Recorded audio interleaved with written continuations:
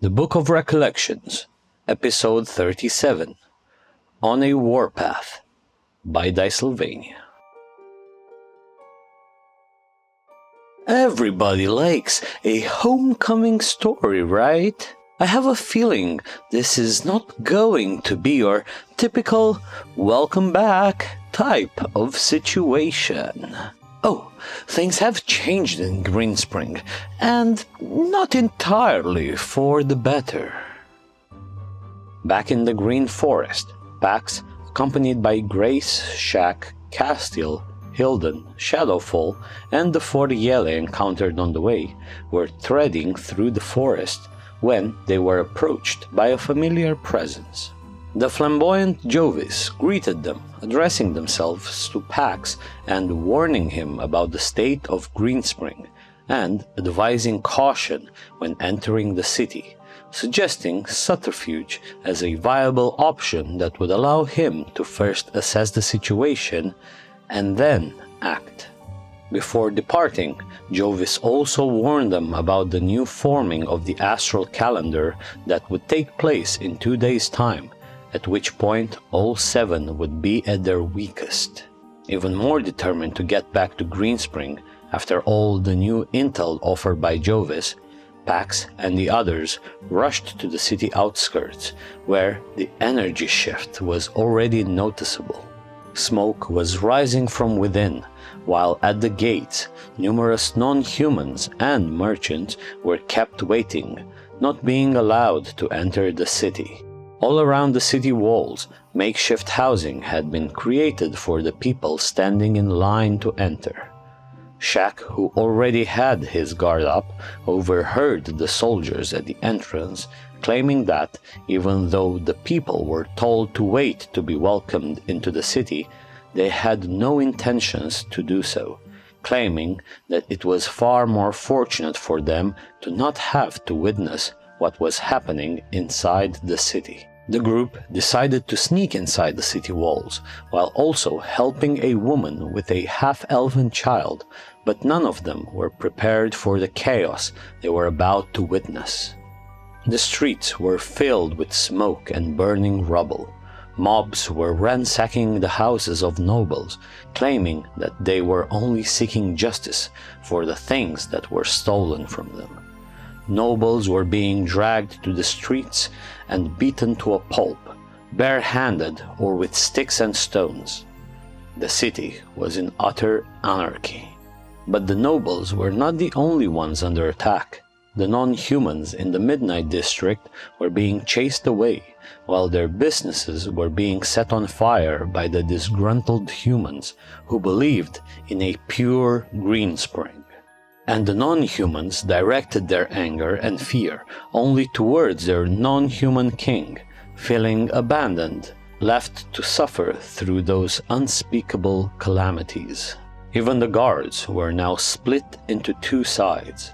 The militia, carrying the emblem of the royals, were tasked to aid the nobles running for their lives, chased by angry common folk, while the guards, wearing the emblem of the Hebdomad Circle, were protecting only key areas, such as important institutions and the royal court. Among the constant scuffle, Pax locked eyes with one of his loyal allies, Knight Oswald Eutharis, now stripped away of all his ranks, desperately trying to assist whichever noble he could get them out of harm's way.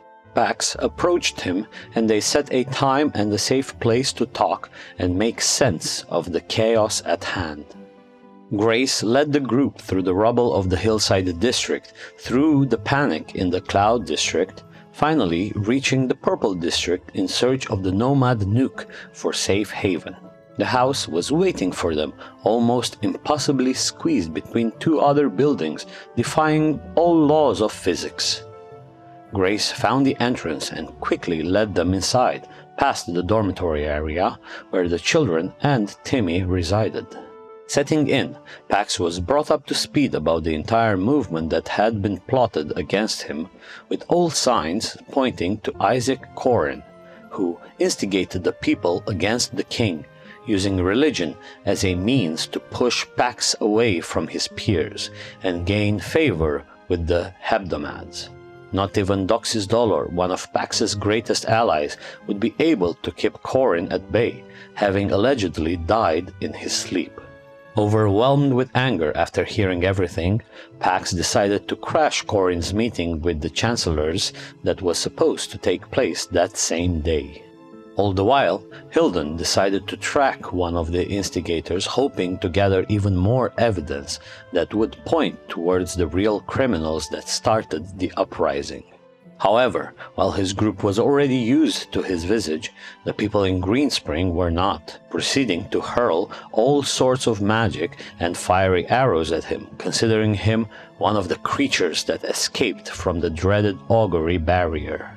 A few hours had passed, and Pax, along with his retinue, boldly entered in the middle of the council meeting, right when Isaac Corin was holding his grand speech on why the hebdomades should be the ones to rule the city, putting a stop to meddling with royalists.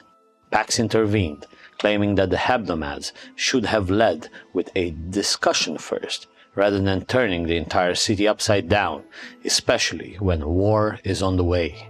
Realizing that the king was speaking the truth, the council shifted its focus, requesting Corin to call off his instigators, if they really were his, and try to calm the waters inside the city. All the resources for war had to be prepared and put aside for the upcoming attack. After the meeting was adjourned, the council members and the hebdomades started to take their leave.